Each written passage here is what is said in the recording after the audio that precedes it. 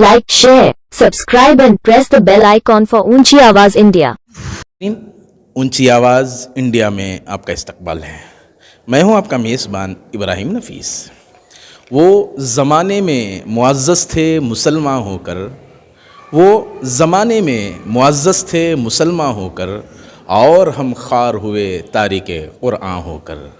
हज़रत अल्लामा इक़बाल का ये शेर अपनी जगह मुसल्लम, लेकिन अगर हालात का जायज़ा लिया जाए तो यकीनन ये बात खुलकर सामने आ जाती है कि आज क़ुरआन से रिश्ता टूट गया, इस्लाम से वाबस्तगी वैसी नहीं रही जिस तरह की होनी चाहिए, मज़हब से वैसा प्यार नहीं रहा और अमल पैराई का वो जज्बा नहीं रहा, जिसकी वजह से कहीं ना कहीं नुकसानात का सामना करना पड़ रहा है। इन तमाम चीज़ें एक जानिब, और फिर हालात का अगर जायज़ा लिया जाए तो एक जानिब कुरान की आयतों में तहरीफ़ करने का मुतालबा लेकर कुछ सरपसंद मैदान में उतर जाते हैं, लेकिन ऐसे वो जियाले हैं जो कुरान में एक ज़बर की भी तरमीम बर्दाश्त करना गवारा नहीं जिन्हें। तो इस खुसूस में कुरान मजीद की अहमियत व अफादियत को उजागर करने के लिए आज मुज़ाहिरा क़िरात का इनक़ाद हुआ शहर के डीजे हल्ली में मस्जिद उमर फ़ारूक में, जहाँ ऑल इंडिया अरीम दावत कुरान की जानिब से शहर भर में उमूमी तौर पर एक मुज़ाहिरा क़िरात का सिलसिला चला रहता है। आज मस्जिद उमर फ़ारूक में भी उसी सिलसिले की एक कड़ी हमारे सामने उभर कर आई।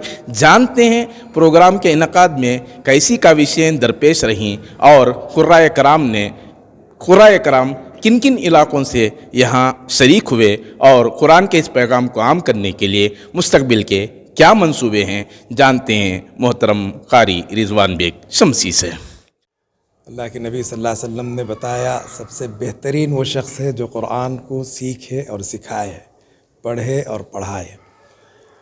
जब तक बक़ैद हयात उस वक्त तक मेरा यही काम है कि हर मोहल्ले में, हर गली में कुरान मजीद की तिलावत से लोगों को रोशनास कराया जाए और हमारे बच्चे तजवीद के साथ कुरान मजीद पढ़कर मुसल्ले की महराब की ज़ीनत बने।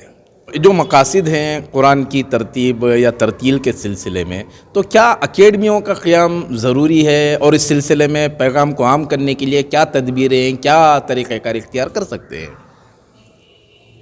इसके लिए बहुत ज़रूरी है कि बच्चों में अगर शऊर पैदा करना है तो सिर्फ़ कुरान का मश्क़ ही कराना नहीं है, बल्कि उनको ताक़त की ग़िज़ा भी फ़राहम करना चाहिए। तब कहीं जा कर के वो क़िरात अल-कुरान अल-करीम को बहुत खूबसूरत अंदाज़ में पढ़ सकते हैं। जैसे अभी आप लोगों ने क़ारी मोहम्मद तैयब जमाल साहब मज़ाहिरी जो सहारनपुर से तशरीफ़ लाए हैं, और क़ारी मोहम्मद ज़ियाउर रहमान साहब परनापेट तमिलनाडु से तशरीफ़ लाए हैं, और दारुल सईदिया के उस्ताद क़ारी मोहम्मद मसूद कासमी ने जो तिलावत फरमाई आप लोगों के सामने है। मैं यही गुजारिश करूँगा तमाम हमारे तलबा अज़ीज़ जो मदारिस में दीनी तालीम हासिल कर रहे हैं, कुरान को मजबूती से थामें और कुरान को तजवीद के साथ पढ़ने की कोशिश करें। यही मेरा पैगाम है।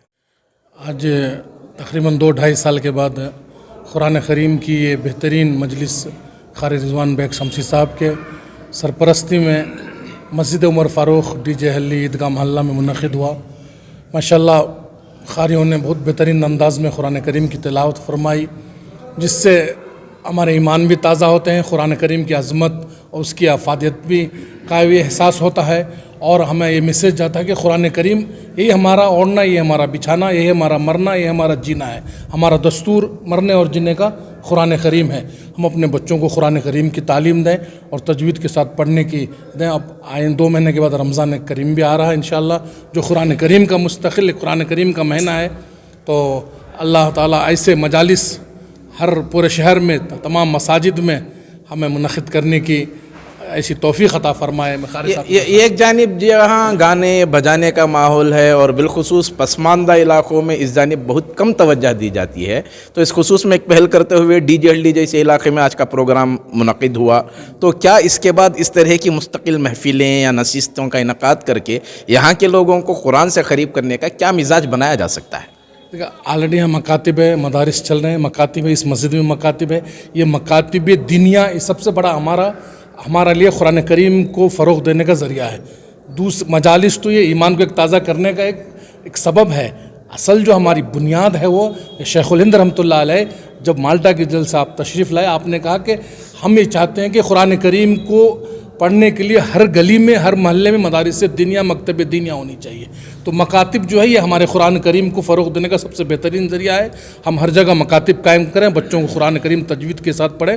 یہ قاری حضرات جو ابھی قرآن کریم کی تلاوت کی ہے یہ بھی کسی نہ کسی مکاتب دینیا سے تشریف لائے ہیں. یہ مکاتب دینیا سے ہی ہم اس کام کو، قرآن کریم کو ہم فروغ دے سکتے ہیں، ان کی تلاوت، ان کی تجوید کے ساتھ. اور یہ قرہ حضرات جو پیدا ہوئے مدارس سے ہی پیدا ہوئے ہیں. تو مدارس ہمارا دینی خلا ہے، اور قرآن کی عظمت اور اہمیت کو جاننے کا، اس کو پڑھنے لکھنے کا جو سبب ہے وہ مدارس اسلامیہ ہے. حضرت عمومی طور پر مدارس اسلامیہ کی دین ہے تجوید و قواعد کے سلسلے میں جس طرح کی تحریکیں ہونی چاہیے. مدارس میں تو یہ سسٹم ہے، لیکن اکثر شکایت رہتی ہے کہ مکاتب جو مساجد کے اندر قائم ہیں وہاں تجوید و قواعد پر زور نہیں دیا جاتا. تو اس سلسلے میں کس طرح کی پہل ہو سکتی ہے؟